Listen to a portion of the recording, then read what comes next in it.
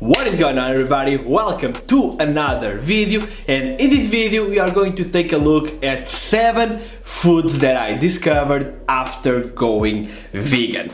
I don't know why people usually stick to the same foods every single day or every single week. We don't have much variety in our diets when we could be eating thousands and thousands of different plants. And when I went vegan, I started discovering a whole new spectrum of foods that I could eat, and my diet got way tastier, way better, way healthier and all of that. And there's actually no reason for that. I could be eating all these things before going vegan, but I just didn't eat them because I didn't know about them, maybe because of some stereotype or something like that. So in this video, whether you're vegan or not, I hope I can give you some ideas to try out in your diet. Now, the first food that I discovered after going vegan was textured vegetable protein, which is a type of soy or soy chunks. They are pretty much the same. The only thing that changes is the texture, but they have the same nutritional value. The process to make them is pretty much the same,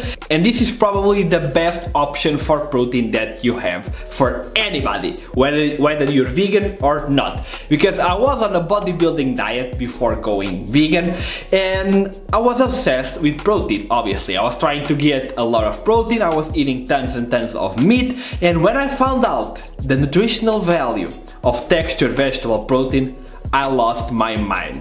Because I was like, why haven't I seen this before? Why isn't every bodybuilder talking about this? Because per 100 grams of textured vegetable protein, you can get 50 grams of protein with a great amino acid profile. So this is one of the best protein sources that we have, so much so that when I don't have protein powder at home from Vivo Life, which, by the way, if you want to try Vivo protein powder, the best in the world, or any other supplement from Vivo, use my code or link RP5 down below to get 10% off. But when I don't have it, I actually use textured vegetable protein in my smoothies to substitute the protein powder.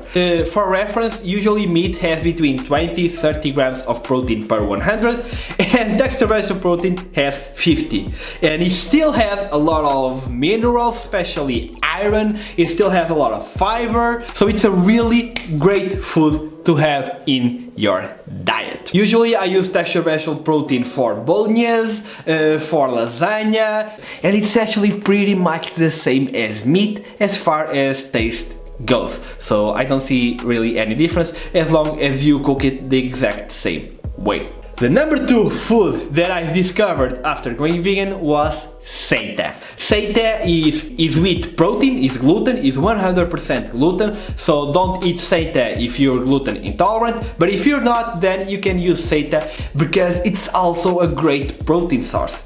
And I was amazed when I saw the nutritional content of seitan, because per 100 grams it has between 20 and 30 grams of protein depending on the seitan. Per 100 grams, so it has kind of the same protein as meat. The difference is seitan has less calories. Per 100 grams of seitan, you're only gonna get around 120-130 calories. So this might be the perfect cutting food to have a lot of protein without a lot of calories. So I don't understand why bodybuilders don't use it, especially because seitan can be pretty tasty. You can cook it the exact same way you would cook meat. You can season it, grill it, or put it in the oven with potatoes, all of that, and make a roast. Seitan is awesome. Now, the third food that I discovered after going vegan was tofu. And a lot of people know about tofu, but I have never tried it before, and now it's one of my favorite protein sources. Per 100 grams, tofu has between 8 and 16 grams of protein, and it has 0 carbohydrates. So if you are trying to cut down on carbohydrates for some reason, tofu can be a great choice. And I use it to make tofu scramble, it's like scrambled eggs. I also grill it. I also do roasted tofu. You can make really crispy tofu. There's tons of way to season it, and it just absorbs all the flavors, and I really love tofu because of it. And it's also high in some minerals like calcium and iron. Okay, the next food that I discovered after going vegan, and this one is actually really stupid, because there's no reason for me to discover this after going vegan, is actually seeds. All the seeds. I never ate seeds, but after going vegan I started eating flax seeds, sunflower seeds, sesame seeds, pumpkin seeds. I mean, there's so many options. Chia seeds, and seeds are one of the best fat sources that you can have. First, they have good fat, the kind of fat that you want. Second, they can be very high in omega-3 if you choose flaxseed, chia seed or hemp seed. Third, they are very high in minerals and vitamins, which you don't really find in other fat sources like olive oil, for example. Fourth, they are really high in protein, so you can get an extra 10-20 grams of protein in a day if your main fat source is seeds. Seeds and nuts are the best fat sources that you can get, and especially you should be eating every day flax seeds, because they have been proven to help with prostate cancer and breast cancer. So it's one of those things that everybody should be eating, and Dr. Michael Greger has it on his daily dozen. And if you're vegan and you're not eating daily flaxseed, walnuts, hemp seed or chia seeds, then you should probably be taking a vegan omega-3 supplement, because these are the top 4 omega-3 sources on a vegan diet. Next, I discovered veggie milks, okay? Soy milk, rice milk, coconut milk, oat milk, hazelnut milk, cashew milk, almond milk, did I already say that?